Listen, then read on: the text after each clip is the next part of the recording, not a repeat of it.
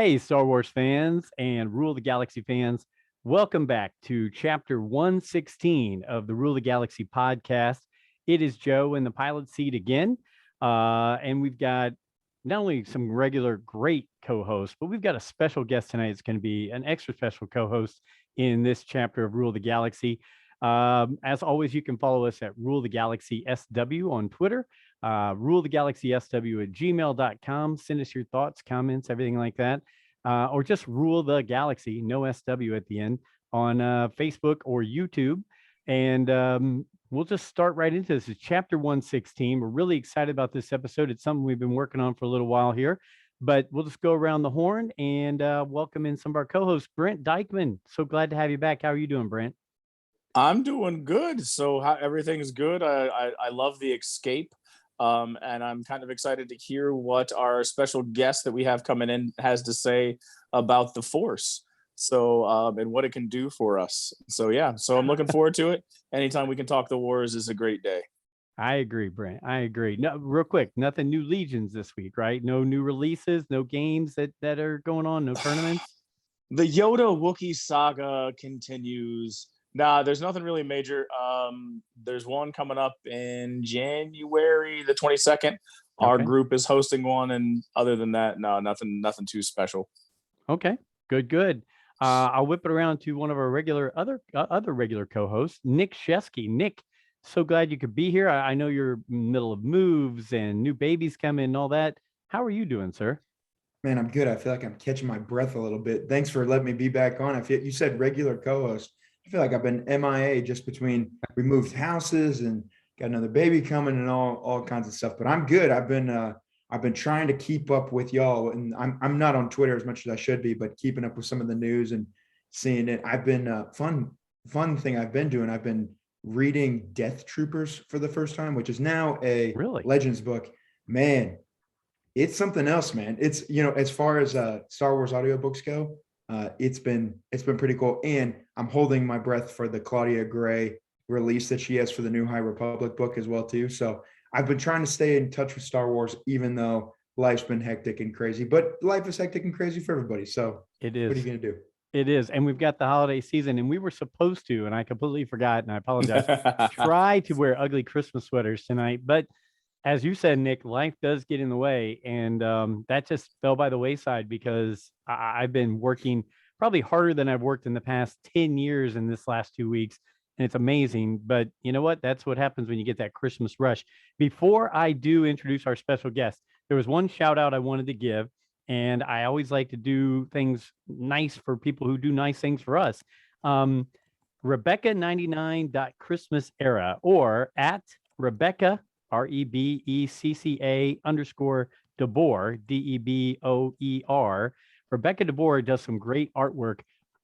She sent me along some Rebels, some Clone Wars drawings of hers. This is one of Captain Rex. So I'm putting it for those of you on YouTube. You'll be able to check out this Captain Rex drawing that she did.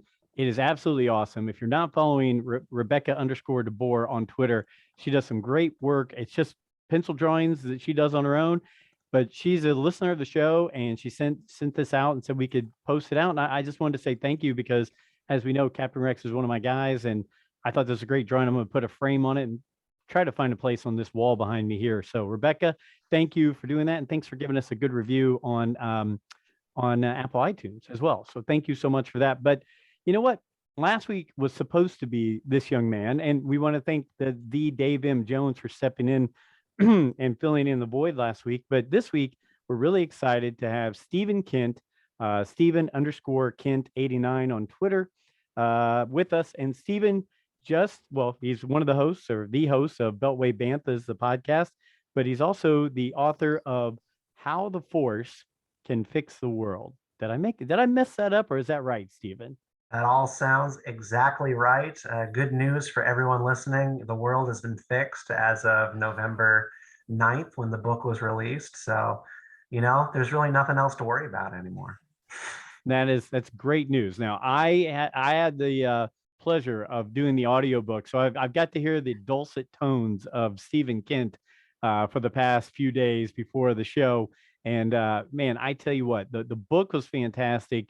Thank you. You cover some great topics, and we did have some questions, so we'll get to those later. But really, as we start in, we always like to find out more things about our co-hosts and our guests. So one, as you said, you're recording and filming at your brother's house. So thank you to your brother for letting you fill in there and use his mic and everything like that. But what, if anything, really drew you to Star Wars? What was your background in Star Wars before you got going with your podcast and this book and things like that? So I think, like most people, it's childhood and just different childhood experiences. For me, I don't have a moment where I remember seeing Star Wars. It was sometime in the 90s, tape cassettes. I think for me, things started around 1996 with the release of the special editions, the gold box tape cassettes. And me and my brother wore those babies out. But I think my memories when I draw on them as a child were toys. Star Wars toys were my earliest memory. You asked me, like, what's my most special childhood memory, before I turned 10. And it had to have been just playing with my Return of the Jedi, Luke Skywalker action figure out on a dirt hill outside of our country home in North Carolina and playing King of the Hill. With the other characters, who was going to get kicked down, and that was the environment that I grew up in, was sort of Star Wars as a sandbox, coming up with your own stories and having drama between your action figures. And for me, that was the beginning. And then, of course, the prequels come along and my fandom matures in a way. I get friends that also share my interests. My first experience going to Star Wars in a theater for a midnight showing debut was Revenge of the Sith, 2005. I'm dating myself in the reverse direction of being very young.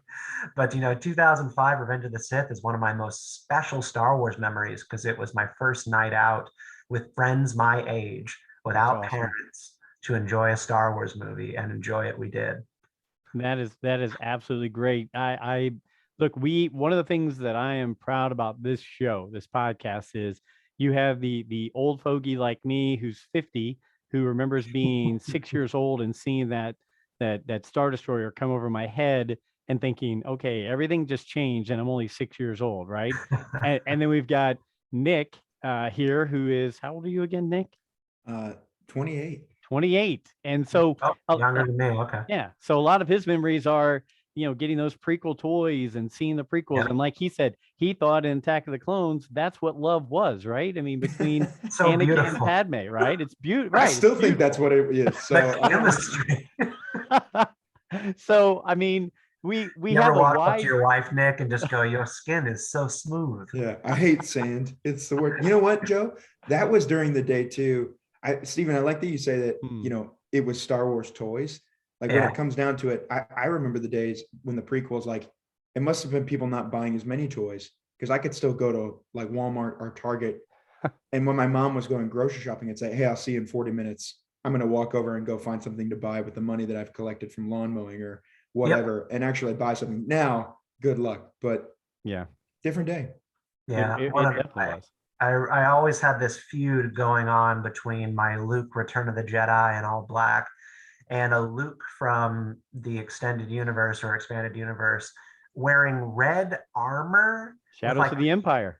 Right. Yeah. What was it? Dark Empire or? It was the Shadows of the Empire book. Shadows of the Empire. When he wore the Emperor's Royal Guard uniform. Yeah. That is one of Alfie's favorite action figures. And I've got it actually on a shelf right across. I was going to say, give it 12 seconds and Joe will pull it out and be like, "Oh, yeah, you mean this one?" My two Lukes had an ongoing feud. So that was my earliest Star Wars memories. Well, that's what it's all about. I mean, we're going to talk at some more, more depth on some Star Wars things, maybe some grown-up discussions on Star Wars. But I think it really goes back to it brings us back to our childhood. And for even me right now, it still makes me feel like I'm 12 years old when I just get to watch a movie, collect something or talk to you guys about it. And I think that's the great thing about Star Wars is that it does that. So we know some of your memories. Your favorite character. Who would you say your favorite character across the spectrum of Star Wars is? I find that changing often based on where I'm at as a person, but I tend to come back to Qui-Gon Jinn as my default. I really admire Qui-Gon Jinn just as a person, as a master. I am also just aesthetically a green lightsaber person. And I think it's a little bit of all of that. It's the way that he instructed Obi-Wan. It's his skepticism as a Jedi who, he was offered the chance to be on the Jedi Council and he said no. And then he became a thorn in the side of the council. I love all that about him. And I guess there's also the fact that he died way too soon as a character for him to possibly be ruined by any other decisions. So he's just kind of perfect to me. Qui-Gon Jinn is my guy. And going along with that, what you mentioned Revenge of the Sith earlier, and obviously the Qui-Gon and the Phantom Menace. Is there a Star Wars movie that is right now at the top of your Star Wars food chain pyramid right now? Return of the Jedi has been consistently my favorite. Return of the Jedi, again, it's aesthetics. I really like Luke with a green lightsaber. I like that fight. I like the way that it looks. The throne room sequence just is visually appealing, and it's my favorite moment in Star Wars, my favorite set of scenes. It's just like the back and forth between the space battle and the lightsaber fight, even down to the very specific moment, like the pacing that I enjoy. The pacing that I enjoy is when Han has a plan after Leia has been shot at the shield generator to get the doors open. And he's standing over and he goes, "Wait, I have an idea." And then it cuts straight to Luke and Vader, hitting their sabers together really hard. I just love the way that movie moves. And then, of course, there's the redemption. The redemption arc at the end, freaking beautiful. And Darth Vader making the step forward to save his son still manages to make me tear in a very authentic way. I love everything about it. So Return of the Jedi. Awesome. I'm setting Brent up. This is Brent's question that he set everybody with, and I love it. So he can go with the next one. Can I pause and ask a question prior to that question? You may. Because the question that's coming to mind is, as you spoke about Qui-Gon Jinn, a lot of what you spoke about came from the novels and the books. So there's not a lot of what you were talking about with Qui-Gon. Sorry, I caught that from RFR, but so Qui-Gon. So I would ask my first question is there a EU book that you feel has influenced you the most, or is there an expanded universe? We'll call them all legends, but is there something from the novel world that you feel has been an impact or that has led you in a certain way that you call your favorite?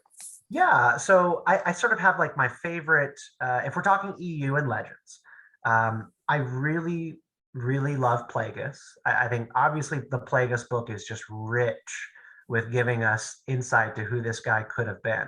However, I'm going to go with like impactful on my life.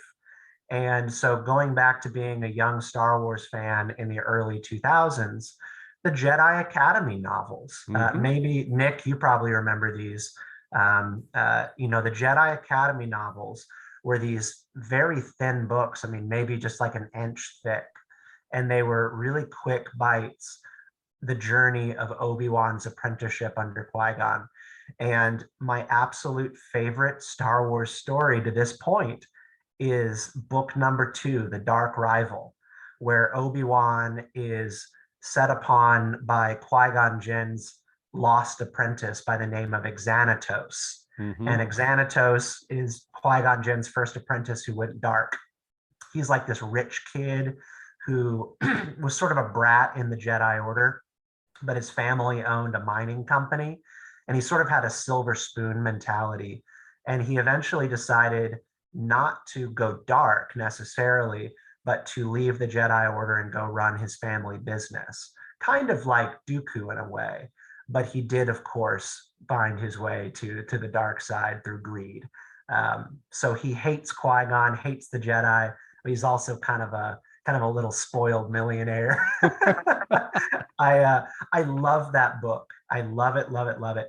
And Xanatos is a constant thorn in the side of Qui-Gon and a real wound in Qui-Gon because he was the first person he ever failed as a master.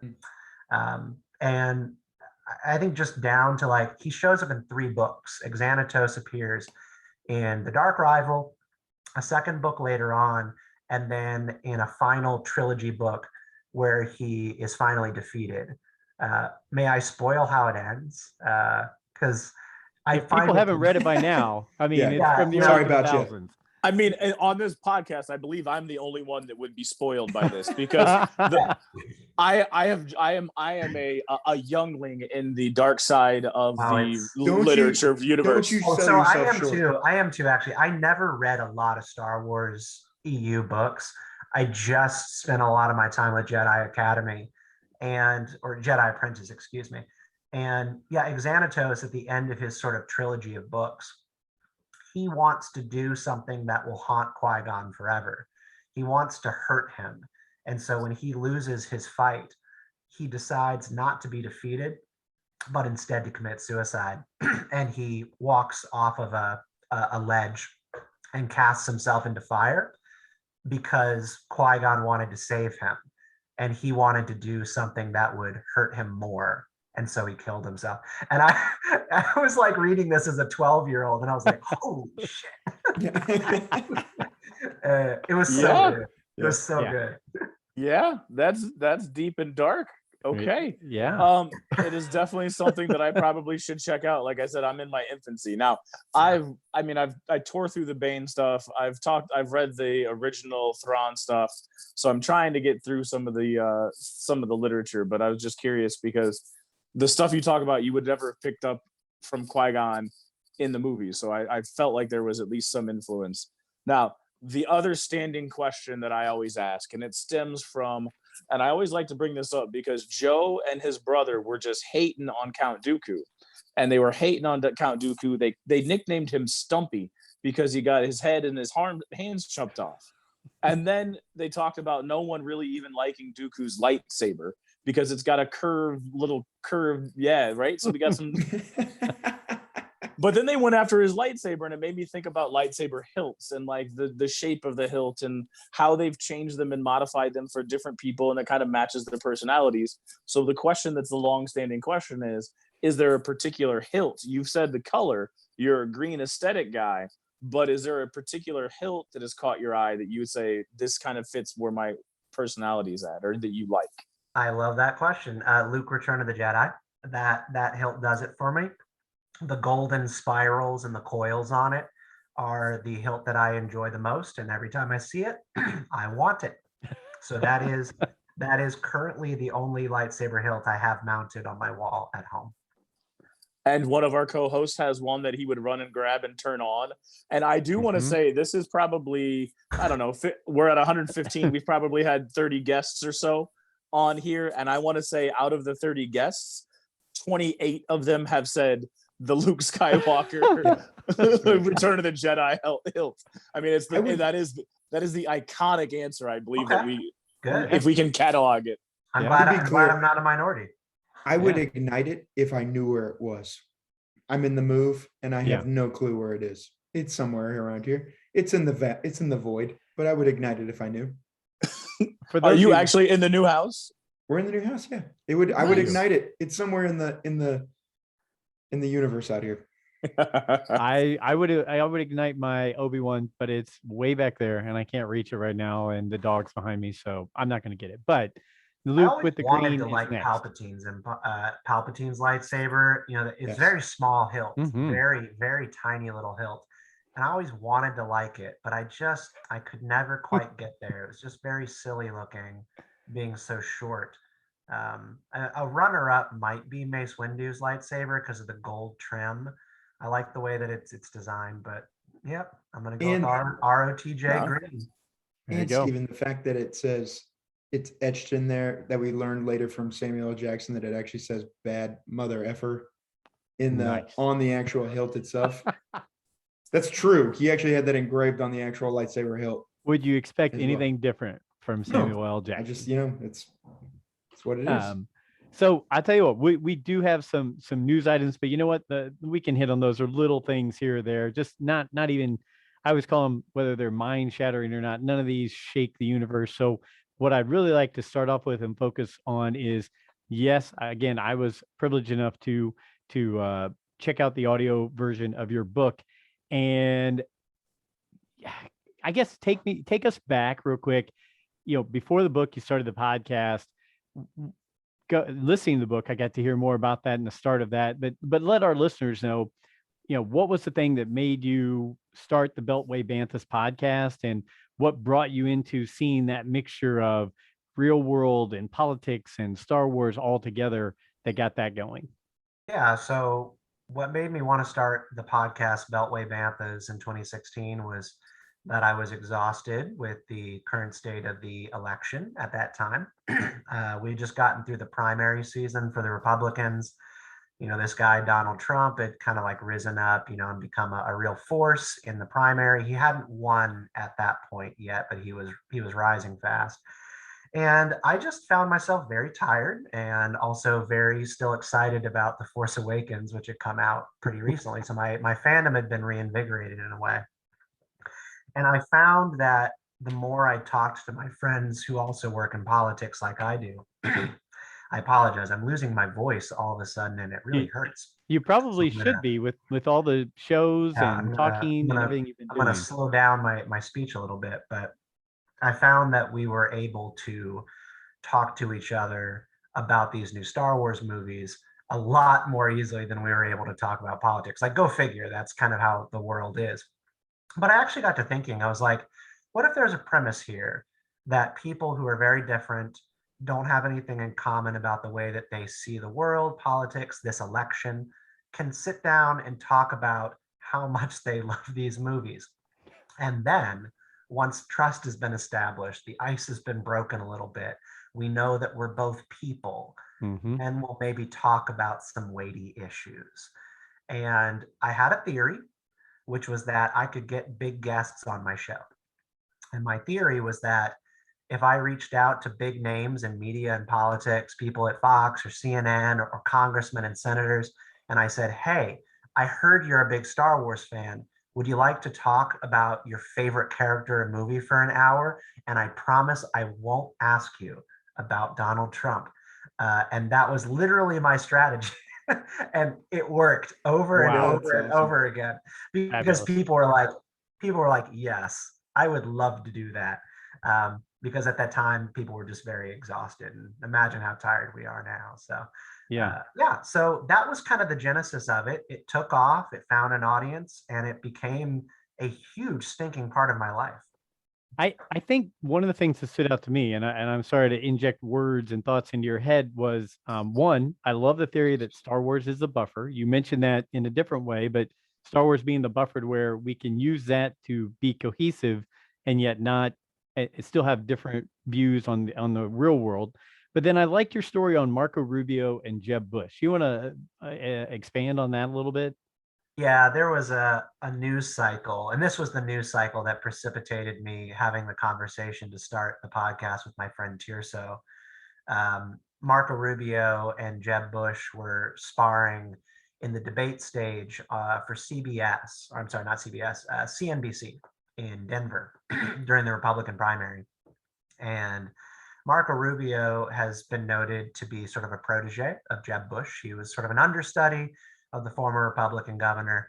He really mentored young Rubio, and Rubio came for Jeb in the throat that night.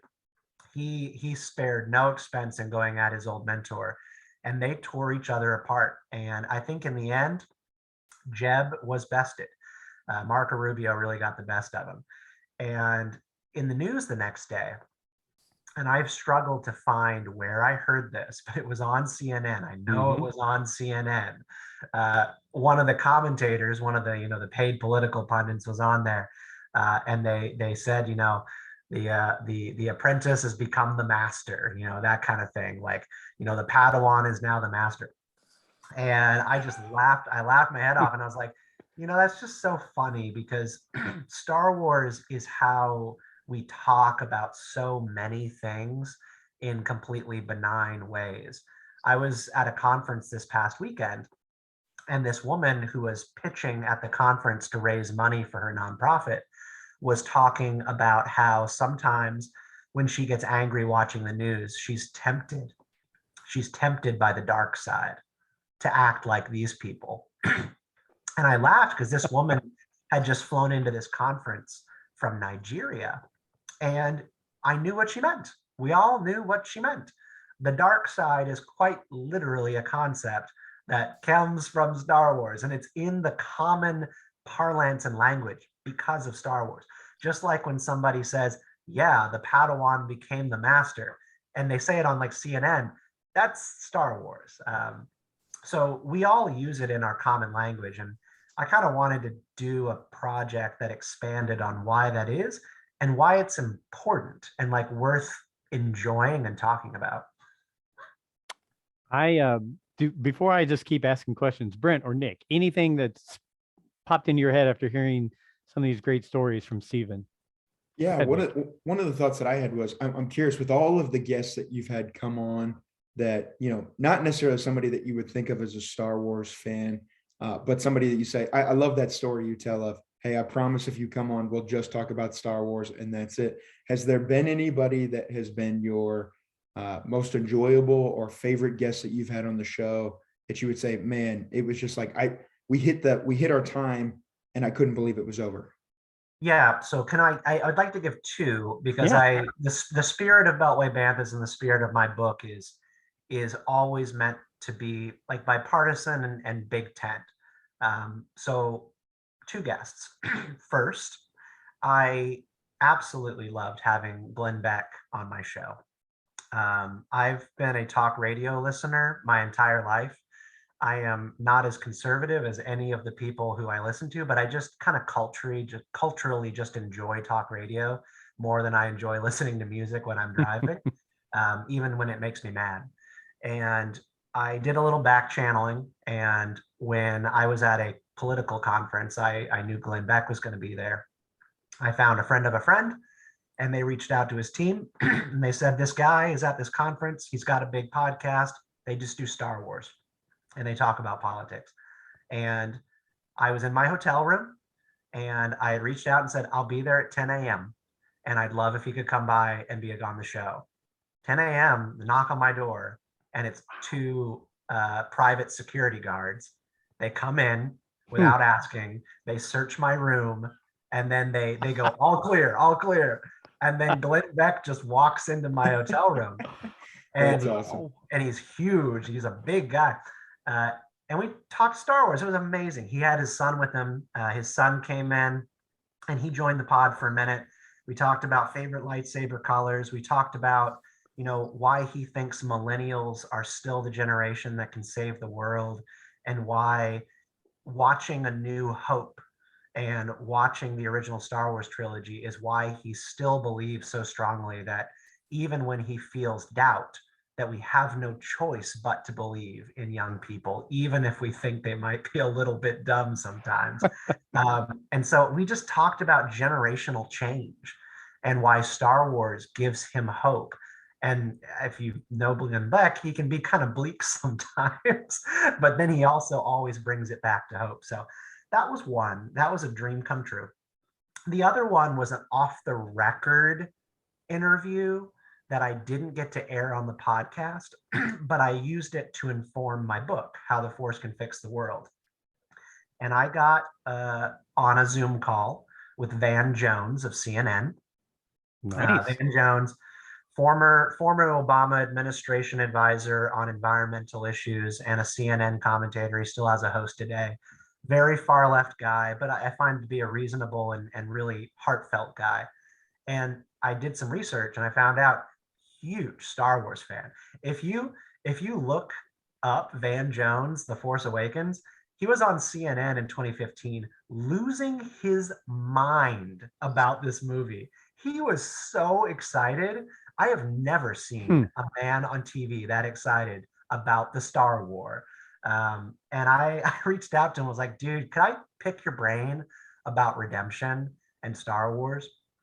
Because I needed to talk to somebody who could educate me on the road to employment and second chances after incarceration. that's a big part of Van Jones' personal work, is helping people get a second chance after prison. And as a big Star Wars guy, I was like, hey, this chapter in my book on redemption is rooted in this issue. Could we talk for an hour and give me some insight into how you view Darth Vader's redemption arc and the redemption arcs of everyday people who you've met dealing with this problem? It was a freaking uplifting conversation, and I loved every minute of it. And I kind of hate that it was like an off the record kind of deal, but it was. So. You know, I think a lot of us would pinch ourselves if we could get those kind of people to talk to us about any topic. So to have them talking about Star Wars and other big topics like that, I think that's fabulous. Really excited for you that you got that. And I'm sure there's plenty of others that were, you know, very good, very, like, you were shocked with the interviews you did and things like that. But how many real quick before we get into the book even more, how many so you've been doing Beltway Banthas for now 5 years? Somehow that is, 5 years. Wow. Okay. So we feel good that we've been doing this for 2 years, and we just hit our 116th, well, tonight, our 116th episode. So Good for you. Congratulations. Thank you. You probably got quite the catalog there. Brent, before I ask another question, Nick asked one. Did you have anything you want to hit on real quick? I want to be fair and not make everybody sit and listen. No, I'm good. But so the podcast turned into the book. So, and we're going to ask questions about the book, but could you give kind of some insight in how the conversations that you had on the pod, I'm sure it was stemmed from the conversations you had on the podcast, and I'm sure it's in the book, I believe, because Joe mentioned that, but can you give us some insight on how that turned into writing a novel? And then how long does it take for you, or not necessarily a novel, but how long does it take for you to write your book? Yeah. So the podcast did not end up informing directly the content of the book. So I used the Van Jones off the record interview to work on my redemption chapter. I was mining them for ideas and ways of thinking about sin, doing wrong to others, and then what the road to healing looks like. But I didn't use many other interviews from the podcast to like directly reference them. I had written a draft of a chapter where I referenced interviews directly, and the publisher was kind of like, this feels kind of like too niche, like, you know, like unless you're part of the audience, that this would feel weird to you. So I ended up kind of redoing it all to just be like my takeaways as a Star Wars fan, and my takeaways as a Star Wars fan kind of all derived from my journey on the podcast. We've had heartfelt conversations and political disagreements that ended in tears on our show, between people on the left and people on the right who just want so badly to understand the way each other think and the way that they feel about them. Everybody feels disrespected and scorned, and to like talk to somebody not about, I don't know, identity politics issues in real life, but instead to talk about Finn and Rey and some of the themes in that relationship that you can build out towards real life stuff is really, really cathartic. And I just learned a lot about myself and Star Wars fans who don't see the world the way that I do from doing the show. So it's all kind of indirect connections. And how long did it take to write the book? I wrote one chapter. And when you are writing a nonfiction book to sell to a proper publisher, you write a book proposal. So you write one chapter and then an outline, like a framework for what the book would look like. And you write a sales document. So, you know, who is your audience? And you have to do like a really deep profile of who your audience is. And then you go shopping with that proposal. So I had one chapter ready to go. I found a buyer, got a book deal. And then they said 6 months, please. So 6 months to turn around the book. And I cranked out 7 chapters, an introduction, an epilogue, and 2 forwards in 6 months. And boy, I sleep good now. Oh man. You know, I am that's definitely a blessing that I do not have. Writing writing to me is a chore. I don't know about for the rest of the co-hosts or not, but I have always been a verbal person. I've always been, I can go through, Joey, my son, will always say, hey, if I have to go give a 90-minute speech, just give me a couple bullet points. I'll go for 90 minutes, not a problem. And that's the way I've always felt. But to sit down and say, hey, write X amount of words or X amount of chapters, forget it. I'm done. The first chapter would knock me out. So it's so definitely scary. It's so scary when you can't Yeah. find the words. Yeah, you have to make time. The only way to do it is, we're busy people, we're adults. Unless you're being paid to be a writer, like, you're J.K. Rowling or something, you don't have time for this garbage. And so you have to wake up at 4 a.m. or stay up late. And what I did for 6 months was every day I woke up at 4 a.m. and I wrote from 4 to 6. And then my daughter would be up around 6:30. You have to make time for it. Yeah. Otherwise, it's not going to happen. For those who haven't read the book, I guess if you're giving a elevator kind of rundown of what you feel the high points are of how the Force can fix the world, what are some of the big bold-faced topics you'd say, here's some things I really hit on, here's some things that were really important to me, and some maybe Star Wars things that were related to those topics? I think the number one thing that stresses out just about everybody living in the world at any given time is change. They don't like the way that things are trending. They want things to go back to the way that they were before. And the rate and the kind of change that people see makes them uncomfortable. And that is absolutely the case, whether or not you are a conservative, a moderate, a libertarian, or a progressive. There are some people who say that they like change, but they don't really. They only like certain kinds of change.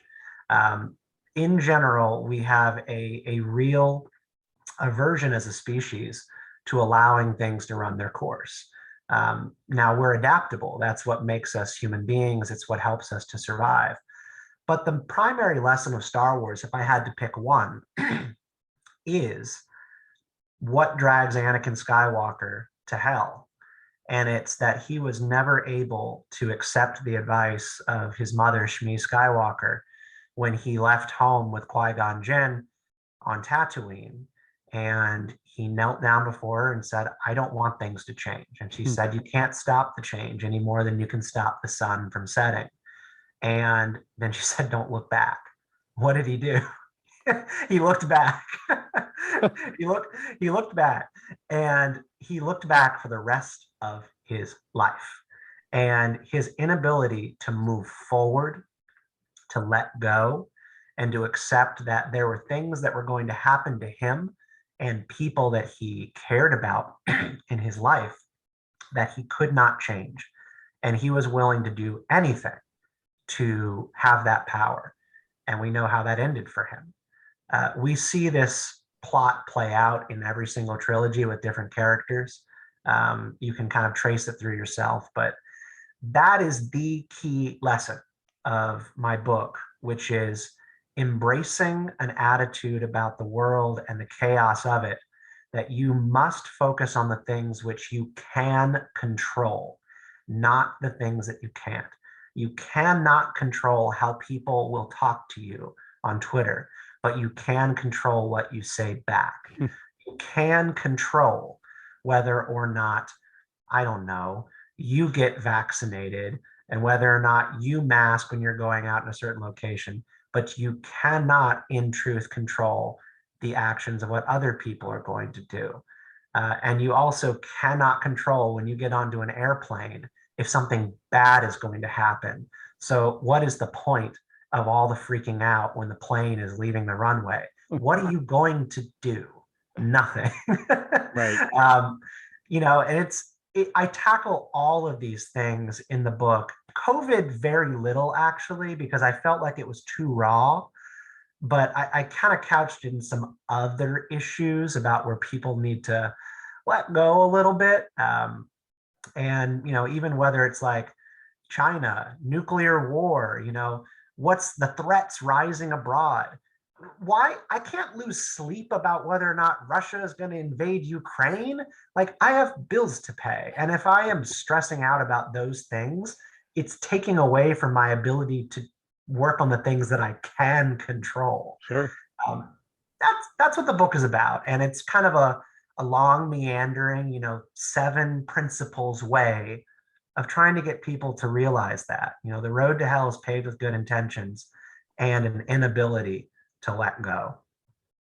Well, I truly enjoyed the book, and I will I will promote it to anybody and everybody. And I know Alfie, who couldn't be here tonight, and D-Doc, who, as we're talking, is at the Eagles game or with his sick son, one or the other, but he'll inform us on that later on. He really enjoyed it too. I will say we had a couple questions here real quick. And I'm sorry, I'm doing the bad thing of looking them up while I have you here in front of me. So actually, and you know what? I had no idea how to answer this one, but the Dave M. Jones, who was our guest host last week on Twitter, when we mentioned you were coming on this week, he sent it to us and to you saying, can patience be sold, in air quotes, to society versus getting what we want right that second? And I thought I would throw that at you and let you speak on that, whether it's in real world terms or in Star Wars terms.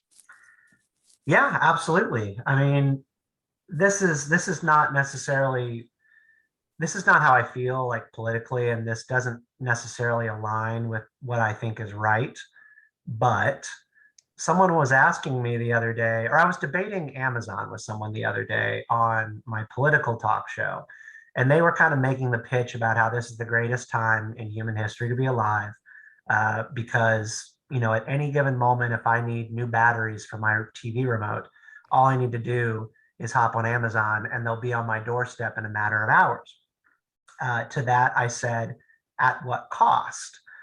What is the cost of you forgetting what it means to get in a car, drive 20 minutes, and stand in a line and wait to check out a pair of batteries? Like, what is being lost when our society, our economy, our tech platforms are constantly pushing us towards instant gratification and getting what we want now?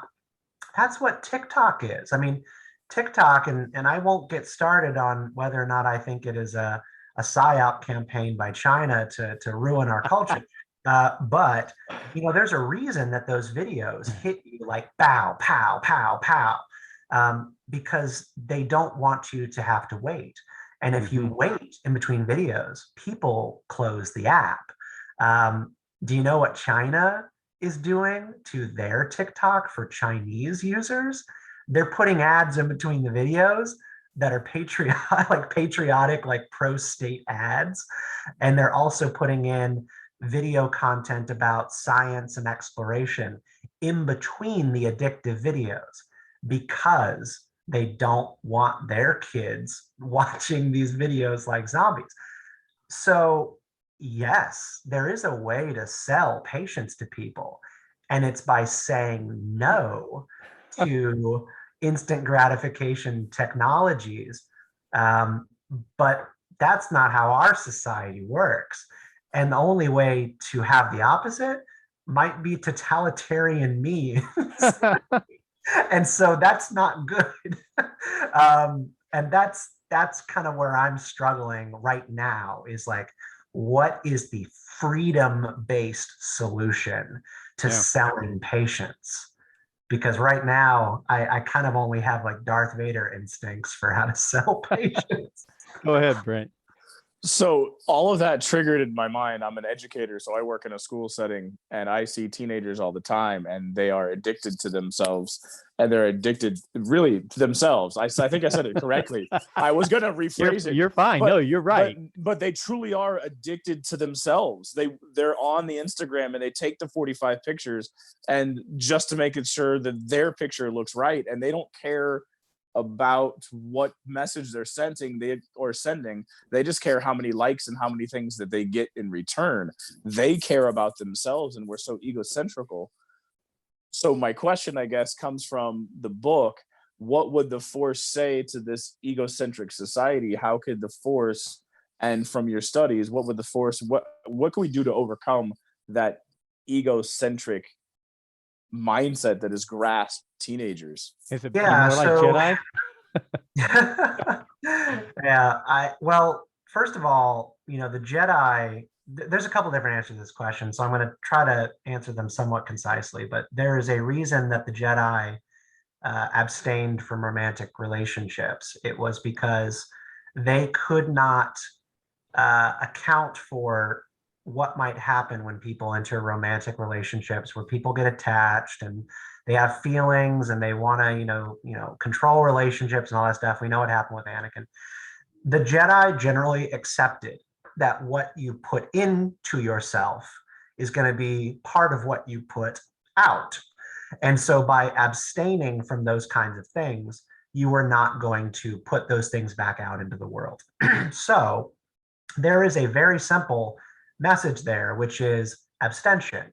The Dalai Lama and Buddhist and Hindu monks, right? Like they practice this.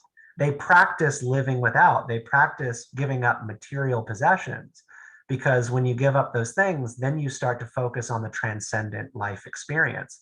The Sith believe in indulgence. The dark side is indulgence and gratification above all else. It's two competing versions of what is freedom. Is freedom getting everything that you want, or is freedom from want? And the light side is freedom from want.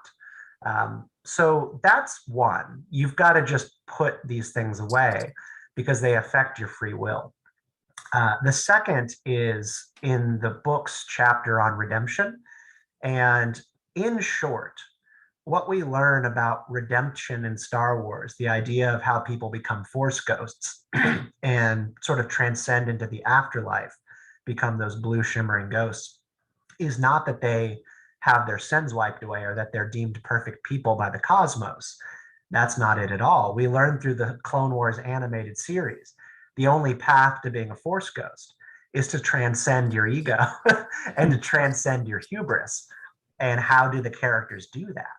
By literally facing and recognizing their own inner darkness and realizing that it's an equal part of themselves.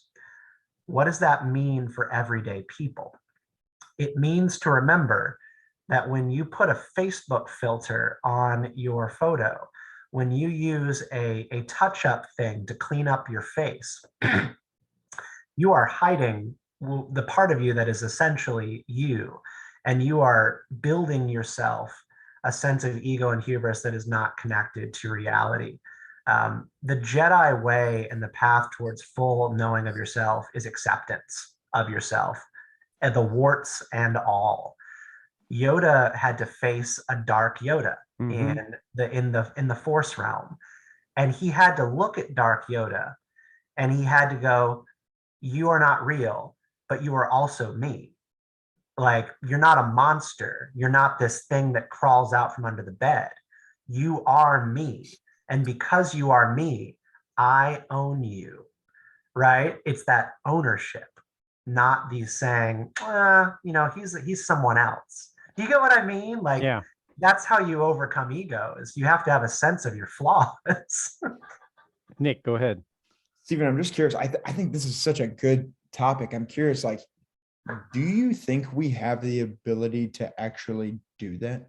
Like, I know that that's a lofty question, but I'm just curious, like to overcome ego and to I'm not saying that it's not possible. What I'm getting at is, like, without a driving force outside of ourselves, do you believe that that's possible to do that? You know what I'm saying? Yeah.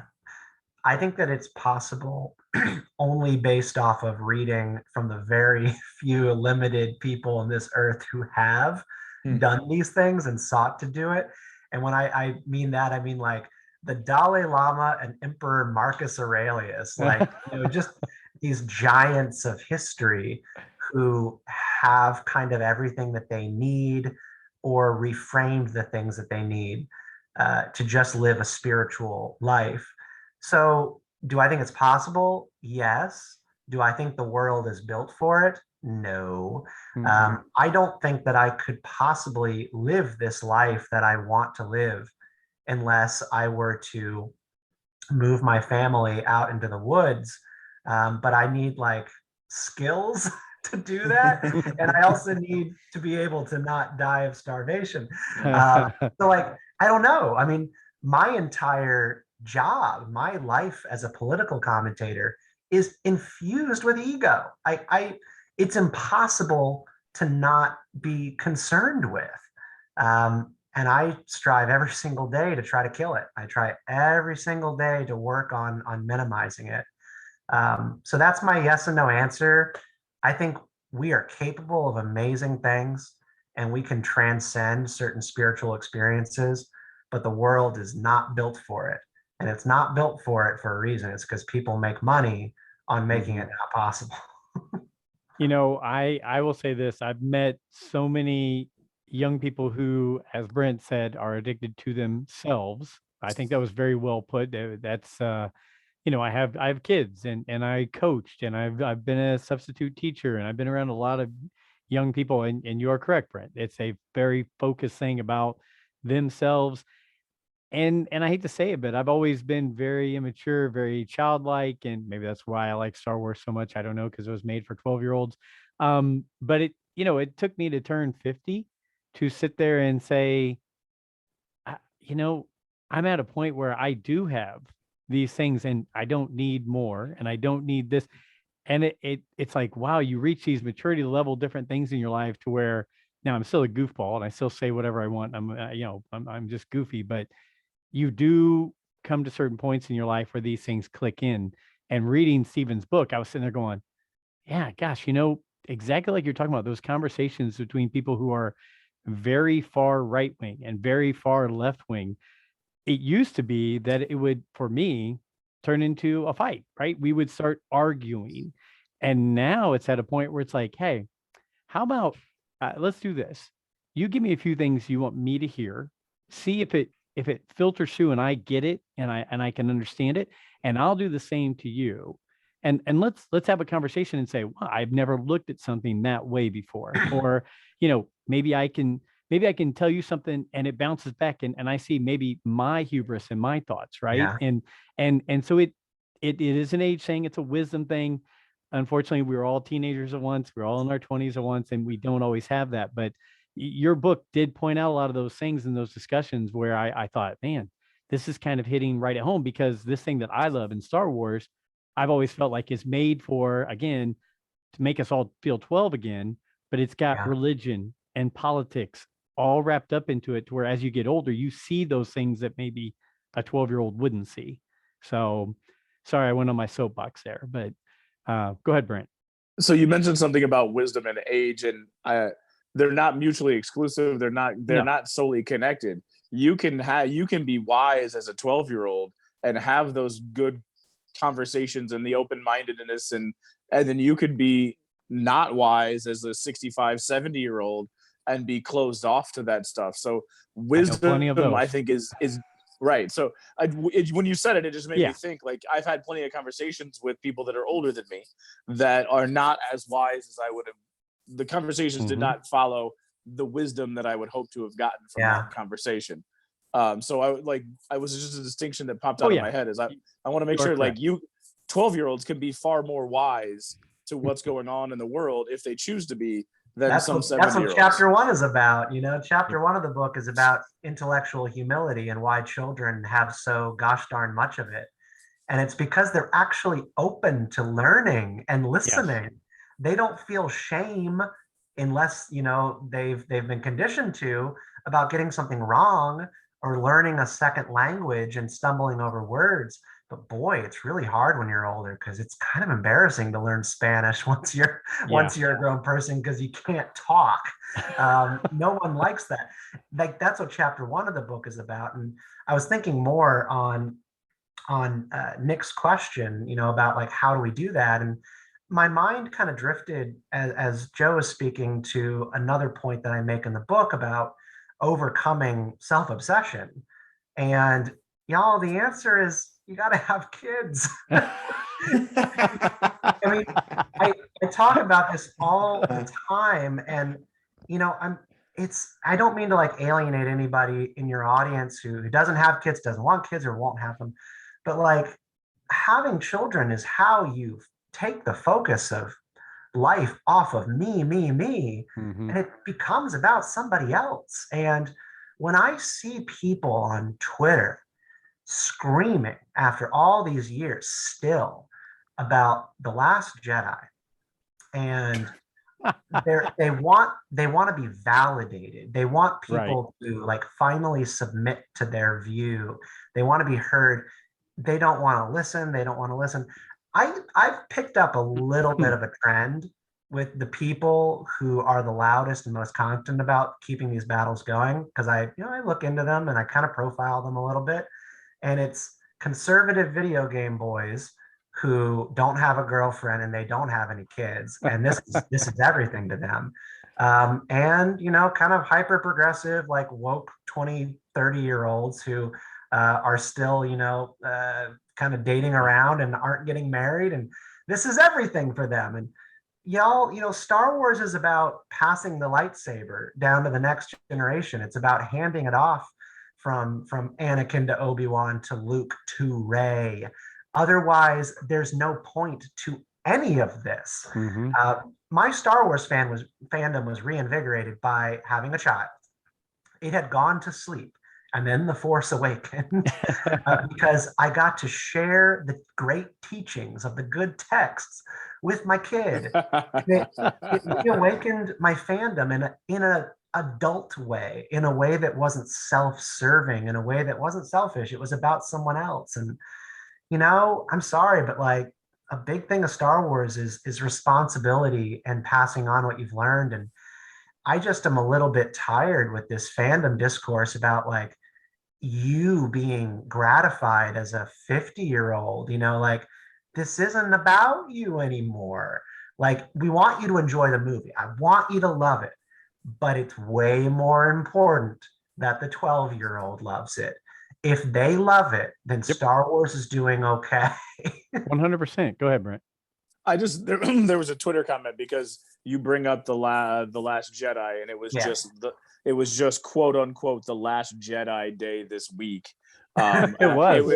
It Yeah. And I'm not on Twitter that much. I might have been on Facebook, but somebody was like, "This day will go down as the worst day of my life." I went there, it was rainy, and I left. I went in there, it was cold and rainy, and I left, and it was just as cold and rainy. And my response back was, "It's never going to compare to the day that I lost my mother." Like, let's put it in perspective. It's a movie. It's a movie, but it has meaning. And like, I might have gone a little too cold with that one, but I was like, I'm sorry. You're within your rights. This Yep. this me hyperbole style of existing in the online world, it's not right, and people should not think or talk that way. These are films, and our being can be wrapped up in them very much, but what we do in our lives, what we create, what we share, the kid who we help teach how to whip out the plastic lightsaber and then finally cram the plastic back into the hilt, because it never goes unless you do it just right. Unless you are doing that in your life, you will not be a happy Star Wars fan. I guarantee it. Well, and so I'm not out there chiding like people out there who are childless. What I am saying is you get out of the world what you put in. And so maybe you need to like mentor your nephews and nieces. Maybe you need to just go spend some time in a soup kitchen. Maybe you need to go out and serve some people, because life is not about sitting on a couch and waiting for a filmmaker to send you the movie that's going to make you feel like a kid again. Because I have news for you, it's not going to happen. Well, I can tell you, we've had discussions not only about The Last Jedi, but just overall discussions about the different trilogies. And I have a great experience because, yes, I was lucky enough to grow up and go see the original 3 in the theater. But then I was super lucky, while so many people my age were hating the prequels, My son was 6, 9, and 12, just like I was 6, 9, and 12. He was Yep. that for the prequels, just like Nick. And I got to watch it through his eyes, and I got to see exactly what you were talking about, to where these movies might not have, they were made for me because they were a story attached to what I grew up with, but they were made for him, right? And it's his journey now, to where I'm watching him go through it. And then the funny thing is Ryan McGee from ESPN, who was our guest recently. He said, guys, I mean to tell you, the sequel trilogy, 50-year-old Joe, 40-year-old Brent, 30-year-old, 28-year-old Nick, they're not 100% for you, but we still want you to enjoy those. But how old was his daughter? Like 8? Yeah. 17. Oh, We I think she's buy the 17 she's in now. her late We've got to buy the tickets enough to want to Correct. go. Correct. But Yeah. he said Correct.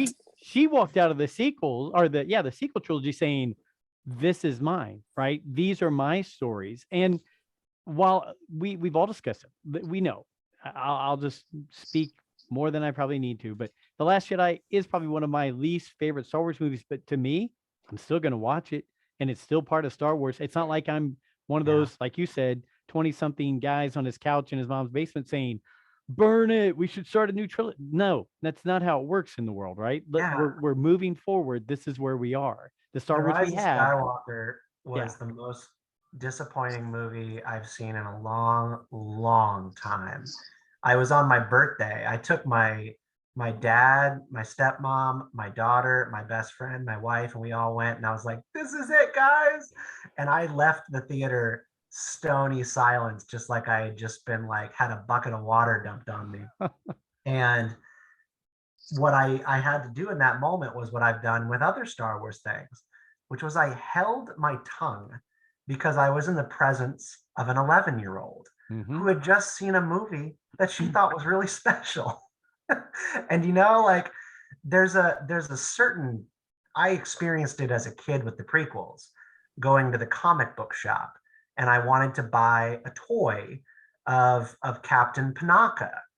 And I remember like getting the Captain Panaka toy, and I remember one of those Gen Xer fans, one of the older guys, dumping on it and dumping on me, and I'm a kid and I just want a Star Wars toy. I don't believe in passing that forward. I hated the Rise of Skywalker so much, but I saved my commentary for when I went and hung out with my best buddy and got a drink. But it's so selfish especially when you're like in the presence of children, to like make it about you and do a film criticism instead of just asking your kid, like, what did you think? Yeah. Did you like that? And they go, yeah, that was fun. We all want our kids to have somebody. I mean, yes, we want them to look up to us, but we want them to have heroes to look up to as well. And so that's exactly right. So Nick, Brent, any thoughts on those, the sequels and other things like that? No? Yes? Okay.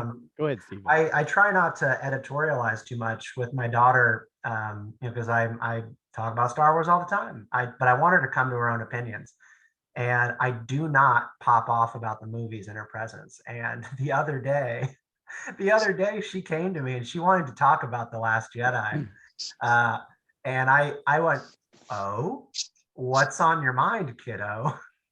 And she had choice words about Luke Skywalker, and I went, okay, tell me more.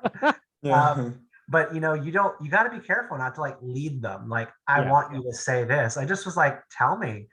And she got to the end of her speech, this little 11-year-old speech of hers, and she was not pleased with the heroic character of Luke Skywalker and his choices. And I was like, oh, I've never heard that before. But you gotta let them find their own way. But Stephen, that's what you're talking about. Like what you're describing there is something that I do feel is missing is, as opposed to just giving an opinion, asking a question and being inquisitive and going, hey, tell me about your experience and your perspective. And, the part of the reason why I asked that question of, can we get past ego? What can you do? I could talk more about that, but base level, it's the idea of, man, there's a lack of just being inquisitive and going, okay, here, I know my perspective, but my perspective is just a small sliver of the pie when it comes down to it. And so, hey, tell me about your perspective and what you see and what you like and what you think is good. And, I'll give you a small example. I'm a Tobey Maguire Spider-Man fan, Yeah. just because that's what I grew up with, right? Objectively, those are not as good as the new Spider-Man movies that are out. Yeah. And yet there are kids in the youth group that I work at that love Tom Holland and don't even know Tobey Maguire and talk about how it's the greatest end all be all. Well, tell me more about that. Why do you like him? Oh, you just think he's attractive? Okay, well, cool. Great. That's for you. You're allowed to have that. Like, I don't think Tom Holland is attractive for good reason, but that's just, that's part of it. So I'm with you. There's just a general inquisitiveness, I guess, that's lacking and missing. Have you ever sat in traffic before and looked over at the person in the car next to you and thought that I am just a person in the periphery of that person? Wow. Like that person has their own freaking story. Yeah. They're on the way to work, and I am just a person, an NPC off to the side with them. And I think about that sometimes, and like it's like one of those like, whoa. Yeah. Like, ego is natural. Ego is the human experience, and there you have to have moments of stillness and listening and calm to remember, like, you're a bystander to someone else's story. Right. I've had that happen at restaurants before, where you sit there and I've had that happen at restaurants before, where you sit there and you realize every person that for the most part, every person that I'm sitting in this restaurant with, I will never see them again.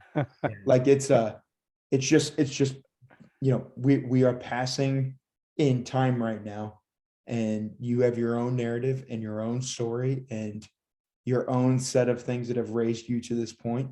And of course you believe what you believe. Of course you see things the way that you see. Your story has led you to that point. So that's And interesting. Nick, I love that while we're doing this, and for those on YouTube, they can see the sign behind you. We just moved this. Yeah. That goes so well along with the question you asked of Stephen and some of his answers right there. So for those of you on YouTube, you'll get a kick out of the sign behind Nick right now. So I did have a question from D-Doc, one of our co-hosts, who's probably celebrating right now the Eagles' victory over the Washington football team. I almost went there. I almost said the wrong nickname. He said he wanted to know if there was a Star Wars character that you linked to any specific political figure in history.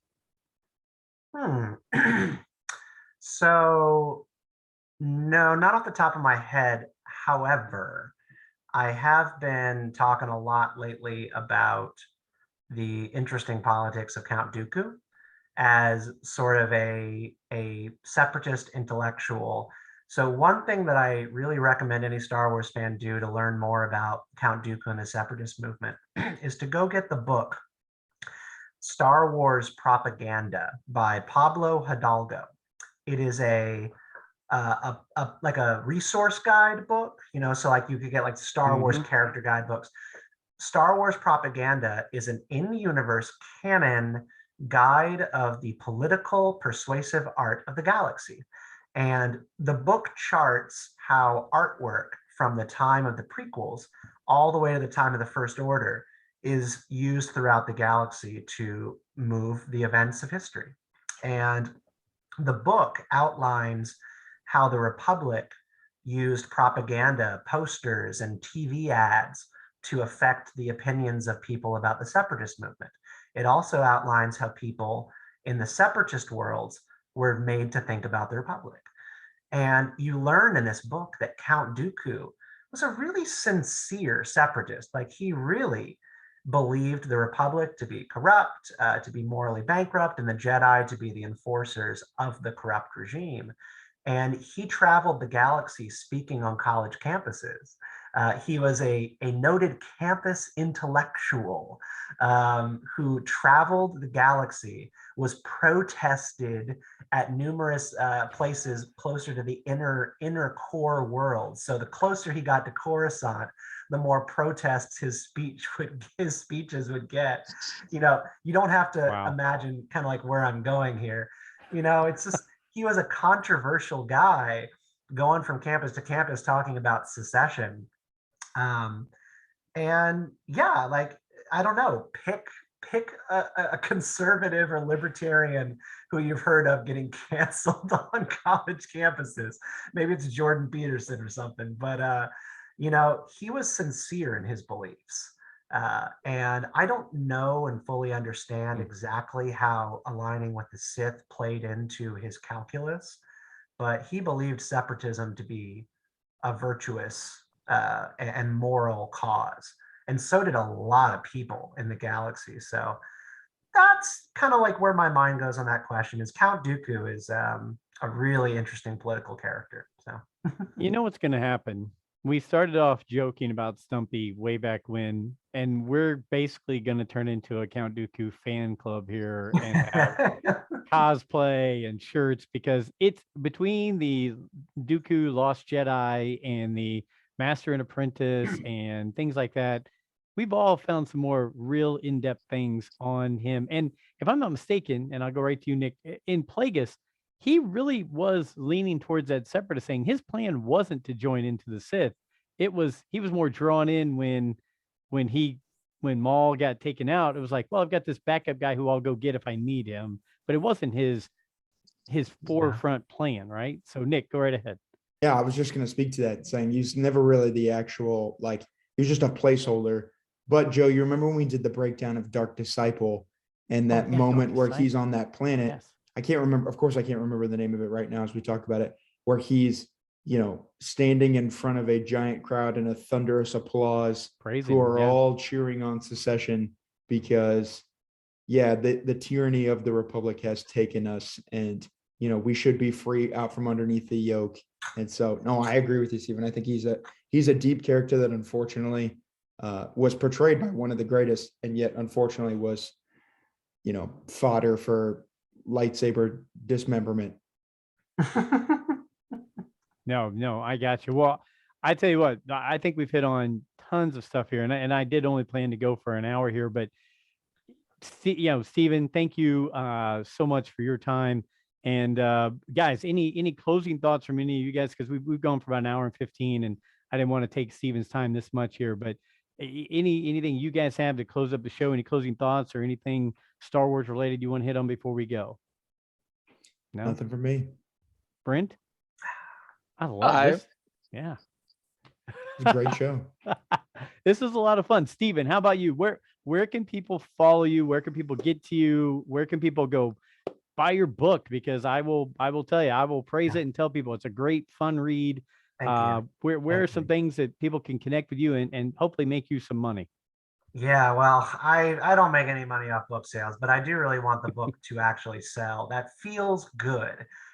So How the Force Can Fix the World, Lessons on Life, Liberty, and Happiness from a Galaxy Far, Far Away is on sale wherever you get books.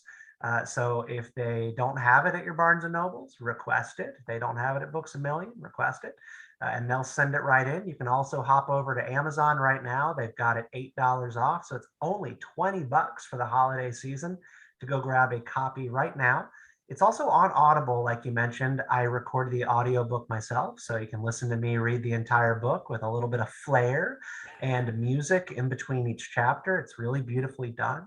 And besides that, you can follow me on Twitter at Stephen_Kent89 and follow my Substack newsletter. It's politicizeme.substack.com. That's politicizeme.substack.com. There we go. Well, I tell you what, it's been our honor and our pleasure to have you as a guest. And I know there was some timing things in the past that kind of got us. Oh, thank you so much for the reschedule. And I apologize to you and your audience for the change up. No, it was our pleasure and not a worry at all. We've had some great guests in between while we were lining this up. So thank you again for that. For our listeners, for our co-hosts tonight, Brent and Nick, thank you guys for always giving us a listen, giving us a view on YouTube. Let me tell you something. Steven's a great guy, and he's giving us his time. So go and support him and his Thank you, book. No worries. And just thanks for being around with us for 116 chapters. It's hard to believe, but and guess what, guys? Book of Boba Fett comes out next week. So Let's live go. Star Wars. 1 week. That's right.